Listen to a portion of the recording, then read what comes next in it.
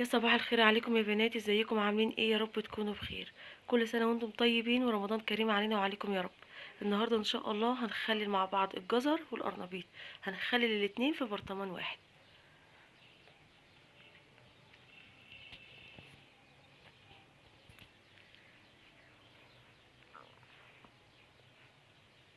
يلا بينا. عندي نص كيلو من الجزر يا بنات، انا جبته بالشكل ده وغسلناه كويس جدا، وبعد كده هنبدأ نوضبه من الجنبين. بالنسبة لتقشير الجزر براحتك، لو مش مفضلة تقشيره تمام.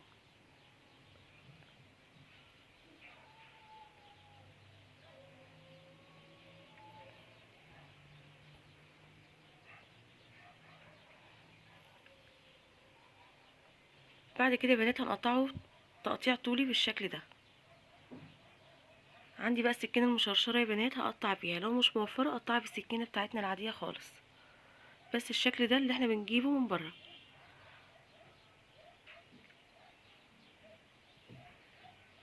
ودي الكميه اللي هنعملها ان شاء الله. بعد كده يا بنات عندي القرنبيطه بتاعتي دي طبعا هعمل نصها بس.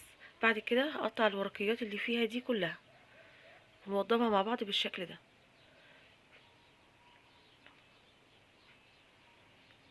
هبدا اخد نصها كده.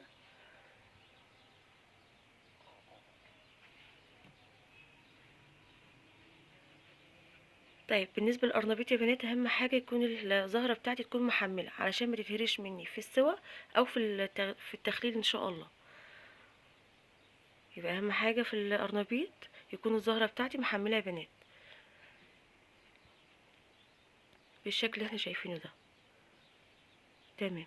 هبدأ كده اظبطها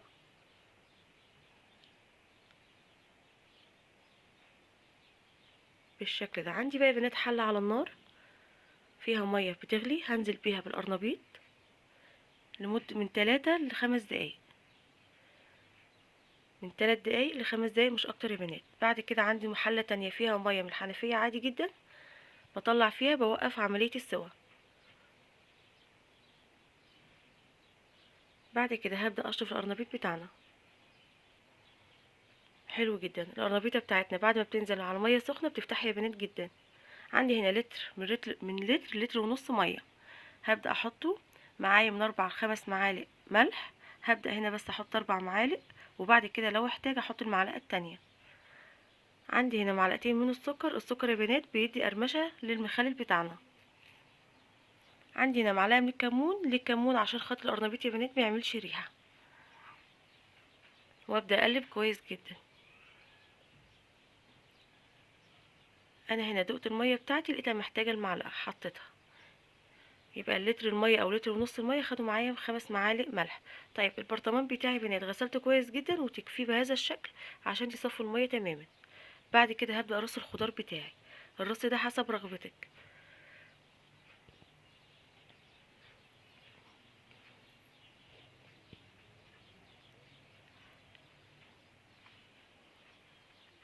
هنا يا بنات بحب اعرفكم ان الزهرة بتاعتي محملة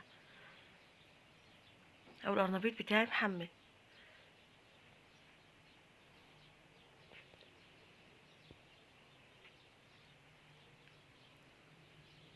هنا يا بنات في الخطوة دي ممكن نضيف قرنين من الفلفل احمر او اخضر.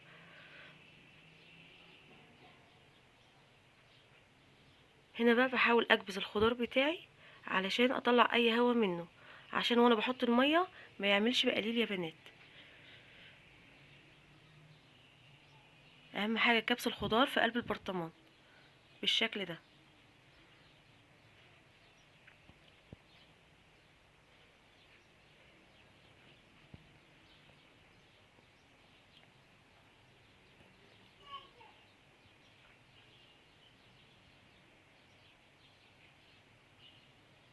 وده شكل البرطمان بتاعنا.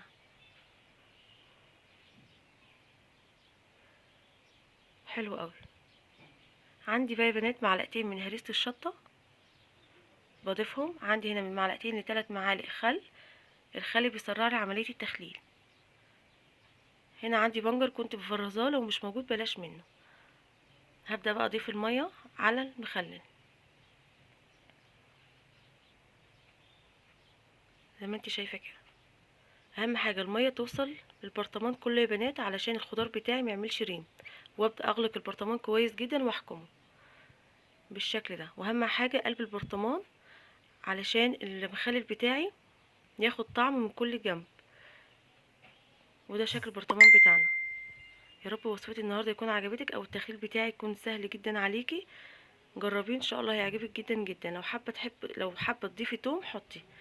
والسلام عليكم ورحمه الله وبركاته. كل سنه وانتم طيبين.